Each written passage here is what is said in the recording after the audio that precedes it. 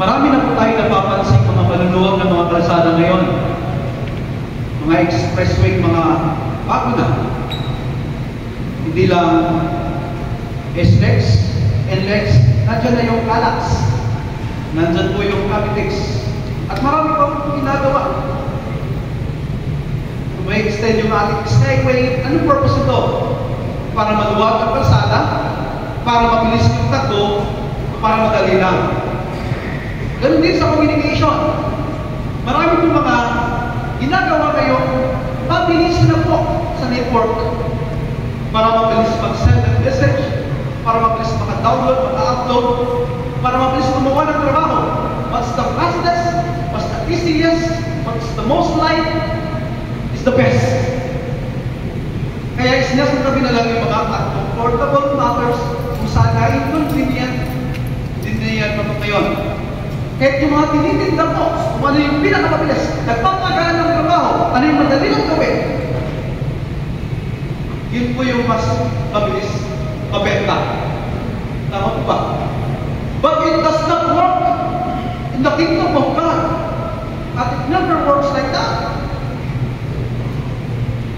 Isipin niyo po, kung isang push button lang, kung isang click lang, at ang sasabihin ng Diyos, isang click lang, ligtas na kayong lahat. Kaya ba yun ng Panginoon?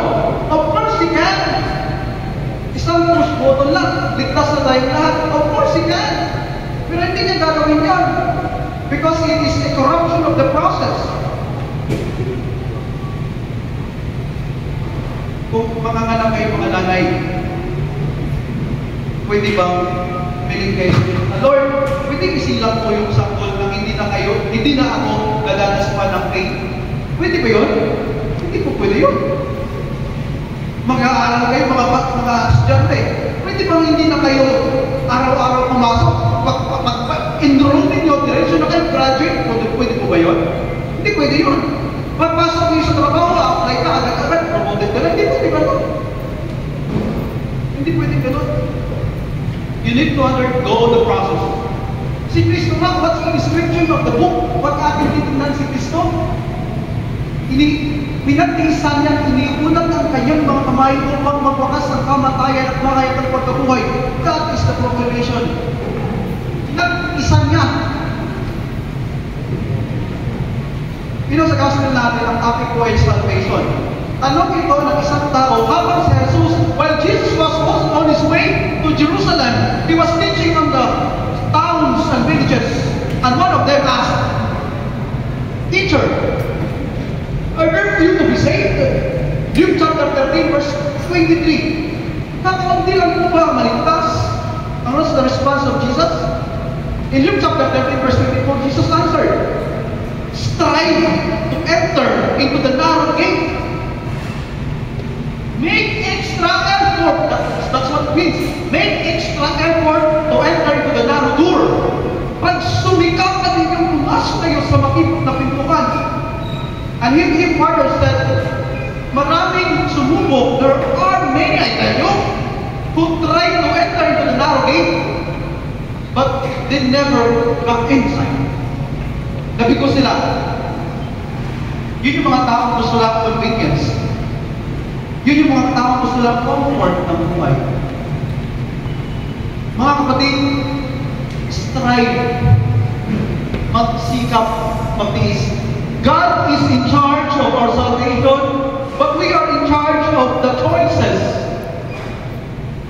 Salvation begins when we accept the faith according to the Bible. Pero ang sinasabi ng Panginoon, strive for that. Hindi madali sumunod kay Kristo, but it's the only way. John chapter 14 verse 6 is the way, the truth, and the life. At mga kapatid, I think ito yung pinahihiwalay ng second reading natin. Letter to the Hebrews chapter 12 verse 11. Ang sinasabi din dito, just as the Father disciplines the Son, so we are all disciplined by God. Our pains and trials and struggles are disciplines of God. Hindi dahil ayaw ng Diyos sa atin, hindi dahil galit ang Diyos sa atin, kundi dahil mahal tayo ng Diyos. That's why we are disciplined. So, isipin niyo, God claims you are God's son. daughters. God is King. And then you should be worthy to be prince and princess. Kaya dapat tayong madisiplina, maging kawangis ni Kristo. And that is the goal. When the one who wrote the letter to the Hebrews, nagsulat ito, ang goal po ng ating discipline ay upang maging kawangis tayo ni Kristo. Pag may ginagawa ka, may goal ka. Pag ikaw ay papasok sa gym at nagbubuhat ka doon, hindi ito agad-agad pagpasok mo, paglabas mo, kitang-kita na yung mga muscles mo. Hindi pa nun yun. Hindi po automatic na kapag ka ikaw ay nagtatrabaho, agad-agad yayaman ka. You need to undergo the process. And the question here is, what's actually the goal? What's actually the purpose? Bakit tayo magtitiis at magsusubika? Tanungin natin ang ating mga sarili.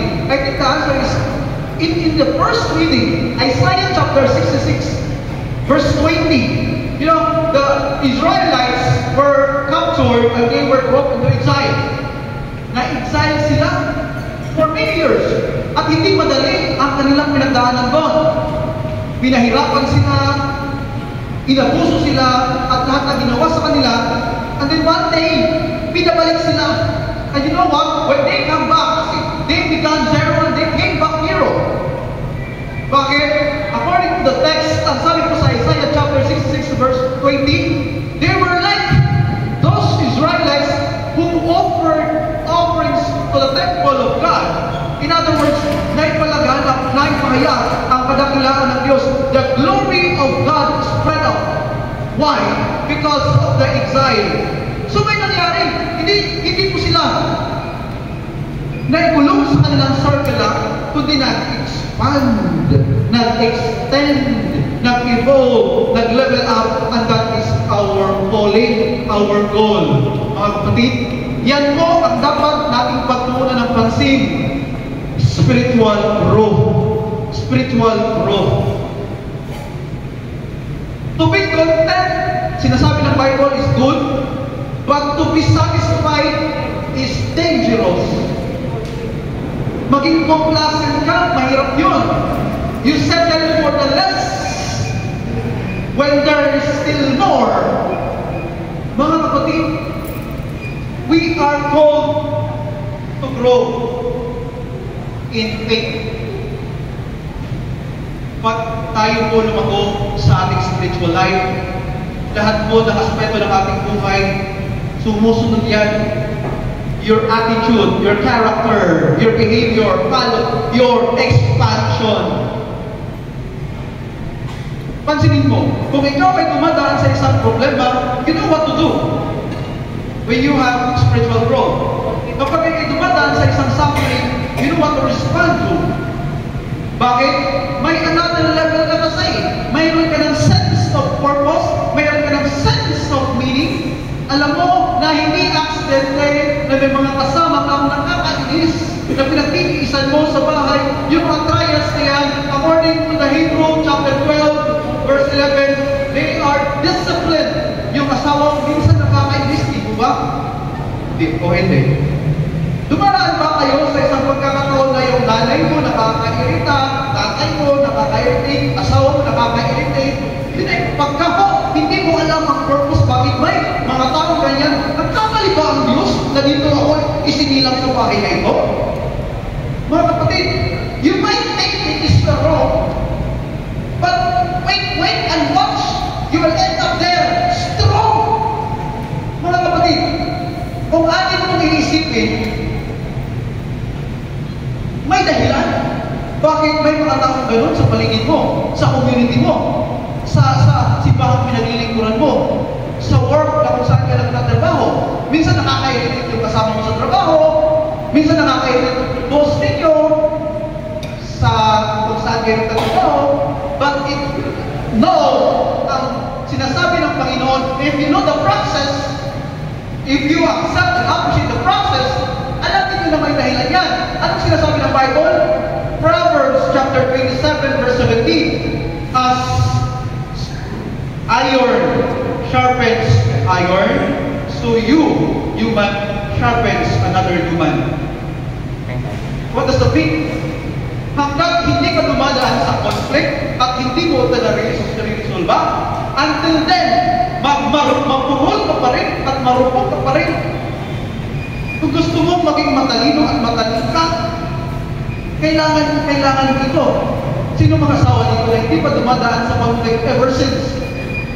Fake yun, fake ang pagsasama. Pero kapag ka mag-asawa na dumadaan sa conflict at ina-appreciate ang lang sa kahit sila ay nag-disagree sa mga maraming bagay, you are sharpening each other. You don't just go through, but you grow through each other. Mga kapatid, yan ang sinasabi na if you wanna enter into the kingdom of God, you have to pass to the natin at pag-isa natin ito. Pagsumikapan natin ito. Remember, conformity to Christ. Ito po yung ating goal. Maging kawamis ka ni Kristo. And when you do that, you get to know Jesus. Paano? Magbasa ng Biblia. How will you do that if you don't read the Bible?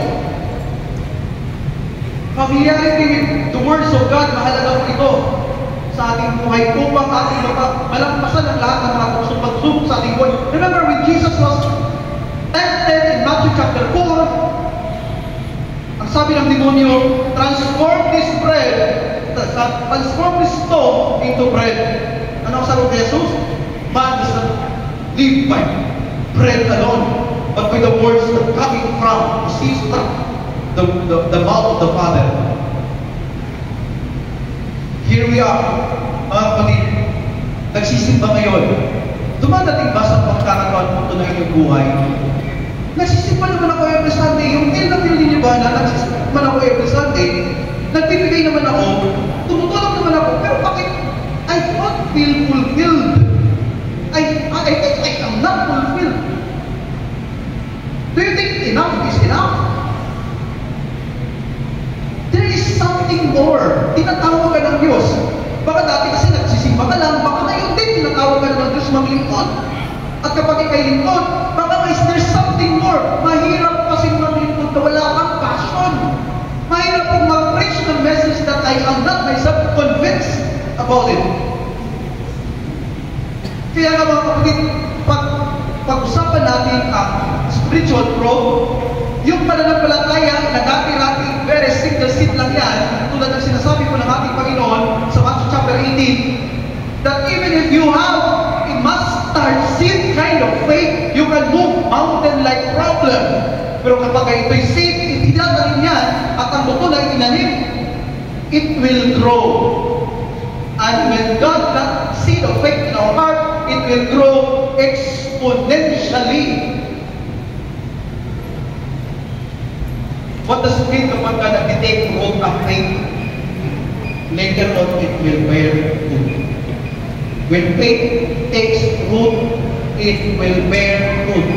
When you have a low level of faith, gagawa ka ng kabutihan, iiwas sa masama. Gagawa ka ng bago, maglilingkod ka, hindi ka titigil hanggat hindi ka magiging kontento at you'll never be contented hanggat sa hindi mo na fulfill ang kalooban ng Diyos at malalakaran ang kalooban ng Diyos.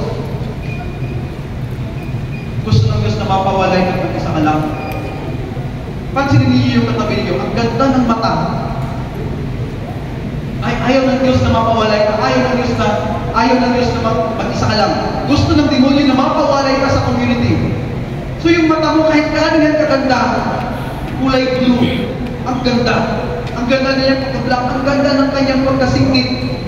Pero kung dumutin mo yan at ilagay sa pinggan, nakakadiri kaya yan. Kaya mga kapatid, kapag gaano ka man kagaling, gaano ka man kaganda, katalino, you need to give with the family, with the community. Kaya nahihirapan ka ngayon dyan, pag-isan mo, don't worry, kasi ang sinasabi ni Kristo, it's like you are entering into a narrow gate. You are entering into a narrow door. For the one who wrote the letter to the Hebrews, you are being disciplined as children of God. May God bless you all.